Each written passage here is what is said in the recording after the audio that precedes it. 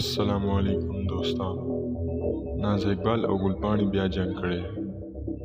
جنگ یې بس کړی. که غواړئ چې تاسو خبر شئ ویډیو را سره تر اخره وګورئ او که تر اوسه پورې هم زموږ چینل نه وي سبسکرایب کړی دا هم د سره سبسکرایب کړئ.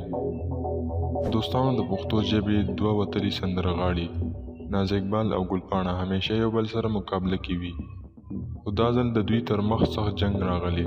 ناز اقبال خپل یوټیوب کې په یو لایو ویډیو کې ویلي چې ځینې اوسني سندرغاړي د خپل مینوالو زیاتولو لپاره پنجابیانو سره هم ګډېږي او ځان پورې سولوي.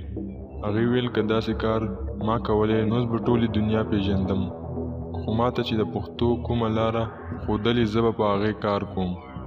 ګلپاڼې چې کله هغه ویډیو کتلې نو هغې په فیسبوک کې هم ناز اقبال پسې پوسټ کړی چې نن سبا خلک ډېر سوځي نو ځان ته د برنال غم وکړي. او ګلپاڼې یوه چینل سره په انټرویو کې ویل چې که هر څه یم خو خاوند نه یم طلاقه کړي او بیا له خاوند سره حرام ټایم نه تیروم.